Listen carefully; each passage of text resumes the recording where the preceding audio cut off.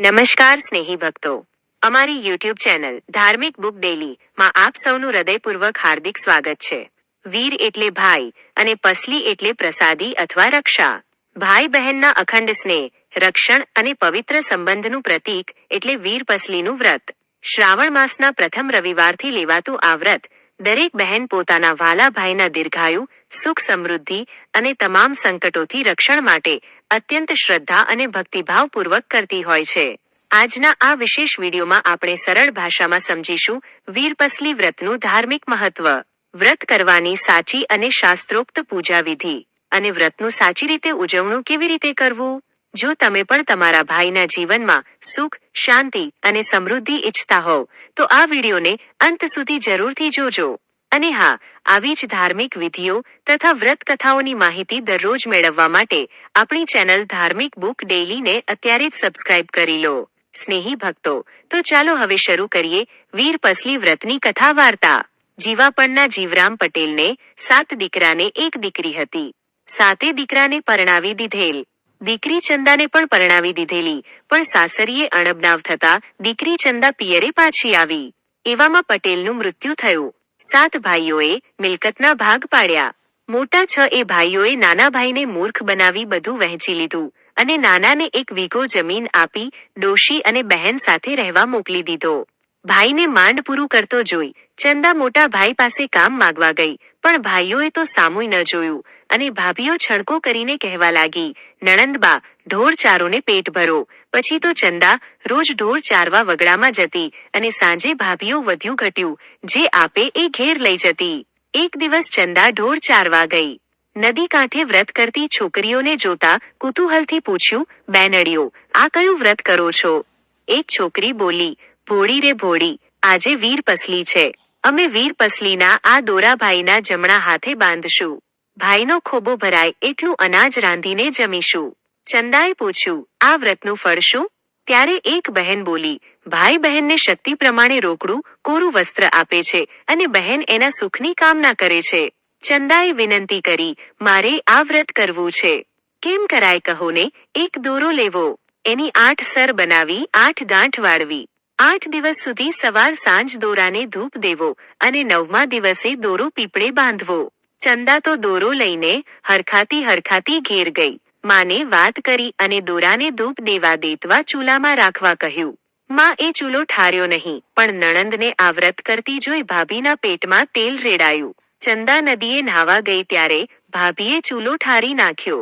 નાઈને આવેલી ચંદા દોરાને ધૂપ દેવા દેતવા લેવા ગઈ તો ચૂલો ટાઢોટમ. જરા કે રોષ કર્યા વગર ફરીથી ચૂલો સળગાવી દેતવા પાડ્યો અને દોરાને ધૂપ દીધો. રોજ દોરાને ધૂપ દેતી ચંદાએ હરખે અઠવાડિયું પૂરું કર્યું.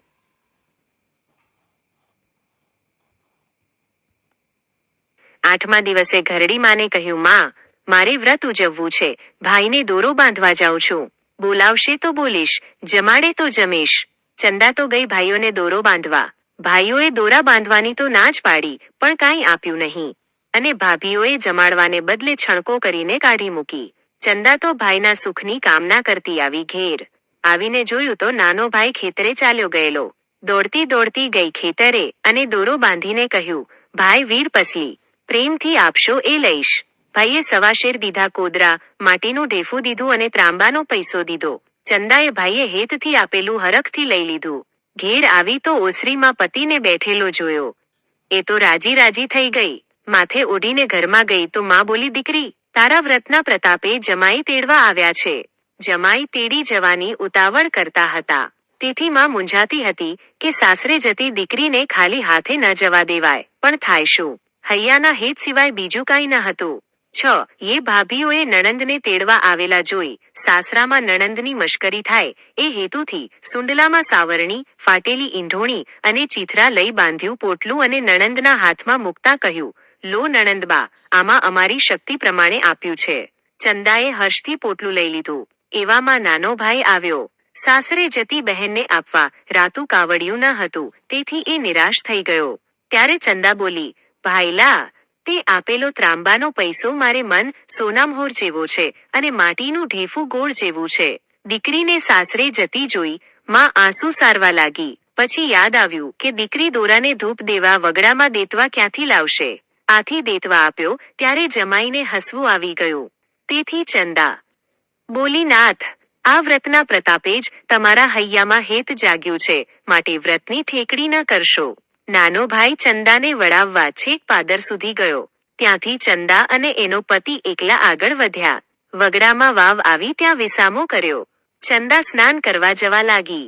એણે એના પતિ પાસે સાડી માંગી. પતિએ પોટલું ખોલ્યું તો એમાં નવરંગી હીરની સાડી જોઈ. એ બોલ્યો, કઈ સાડી આપું? પતિએ નવરંગી સાડી દેખાડી તો ચંદા સમજી ગઈ કે આ બધો વ્રતનો પ્રતાપ છે. એણે એક પોટલામાં જોયું તો એમાં ગોળ, ચોખા ને સોનામહોર જોઈ. જે ભાવનાથી ચંદાએ ભેટ સ્વીકારી હતી એવું જ બન્યું. ચંદાએ તો પતિને સોનામહોર વટાવીને સીધું સામાન લાવવા ગામમાં મોકલ્યો. પતિ ગામમાં જઈને પાછો આવ્યો ત્યાં તો વાવના ઠેકાણે 7 માળનો મહેલ જોયો. 16 શણગાર સજીને ચંદા 7મા માળે ઝરૂખામાં ઊભી છે. પતિ હેબતાઈને પાછો વળવા જતો હતો ત્યાં જ ચંદાએ સાદ દઈને પતિને રોક્યો. સીધા સામાનની પોટલી લેતા કહ્યું, આ બધો વ્રતનો પ્રતાપ છે. હું તમારા માટે રસોઈ બનાવું છું. ચંદા તો મહેલમાં ચૂલો ખોદવા લાગી. પણ જ્યાં ખોદે ત્યાં સોનું. તેથી મૂંઝાઈ કે રાંધવું ક્યાં. આખરે ધરતીમાને વિનંતી કરી. પછી ખોદ્યું ત્યારે માટી નીકળી. રસોઈ બનાવી પ્રેમથી પતિને જમાડ્યો. બંને વૈભવથી મહેલમાં રહેવા લાગ્યા. થોડાક દિવસ વીત્યા. ત્યાં તો 7 ભાઈઓના માથે દશા પડી. ઊભો પાક બળી ગયો. ઘર પડી ગયા. બધા અન્નના દાણા માટે તરફડવા લાગ્યા. એટલે 7 ભાઈઓ વહુઓને સાથે લઈને મજૂરી ગોતવા નીકળ્યા. ચાલતા ચાલતા બહેનના મહેલે આવ્યા. અહીં મજૂરી મળશે એમ વિચારી પડાવ નાખ્યો. ચંદાએ 7 ભાઈઓને જોયા પણ પોતાની ઓળખાણ ન આપી. મોટા 6 ભાઈઓને દીધા ત્રિકમ પાવડા અને 6 ભાભીને દીધા ટોપલા. નાના ભાઈ ભાભીને મહેલમાં પોતાની સાથે રાખ્યા. 6 ભાભીઓ અને ભાઈઓ કાળી મજૂરી કરવા લાગ્યા. પેટ ભરવા કાંઈક તો કરવું પડે ને. એક દિવસ ચંદાએ 6 ભાઈ ભાભીને જમવા બોલાવ્યા. ચંદાએ એ 6 ભાઈ ભાભીની થાળીમાં સોનાના લાડવા પીરસ્યા, સાથે ખારી રાખ પીરસી. જ્યારે નાના ભાઈ ભાભીને 32 પકવાન પીરસ્યા. 6 મોટા ભાઈ ભાભી વિચારમાં પડ્યા કે ખાવું શું. 6 લમણે હાથ દઈને બેઠા ત્યારે ચંદા બોલી, તમારી પાસે ધન હતું ત્યારે બહેન ખારી ઝેર લાગતી હતી. બહેન સાથે લક્ષ્મીના મદમાં છણકાથી વાત કરતા હતા. આ વેણ સાંભળી 6 ભાઈ ચોંક્યા. ભાભીઓના મોંઢા કાળા ધબ થઈ ગયા. ચંદા હેતથી નાના ભાઈ ભાભીને નિહાળતા બોલી, ખાવા ધાન ન હતું તોય નાના ભાઈ ભાભીએ હેતથી ભેટ આપી. એના પ્રતાપે જ મને આ સમૃદ્ધિ મળી છે. 6 ભાઈ ભાભીએ કરગરીને ક્ષમા માગી. ચંદાએ વિશાળ હૃદય રાખી બધા ભાઈ ભાભીને આશરો આપ્યો. સૌ સુખે રહેવા લાગ્યા. વીર પસલીનું શ્રદ્ધાથી કરેલું વ્રત જેમ ચંદાને ફળ્યું તેમ સૌને ફળજો. આજના પવિત્ર વ્રતની સંપૂર્ણ વિધિ. પવિત્ર શ્રાવણ માસના પહેલા રવિવારથી વ્રત શરૂ કરાય છે અને એ પછીના રવિવારે વ્રત પૂર્ણ થાય છે. વ્રતના દિવસે સવારે વહેલા ઉઠી સ્નાન કરીને સ્વચ્છ વસ્ત્રો ધારણ કરવા. પૂજાની થાળી તૈયાર કરવી, જેમાં કંકુ, અક્ષત, ચોખા, દૂબ, દુર્વા, સૂતરનો દોરો, દીવો, ધૂપ અને મીઠાઈ રાખવી. બહેને ભગવાન શિવ, પાર્વતી અને સૂર્યદેવની પૂજા કરવી. આજના દિવસે કાચા સૂતરનો દોરો લઈને તેમાં 8 અથવા 16 ગાંઠ વાળીને વીરપસલી દોરો તૈયાર કરવામાં આવે છે.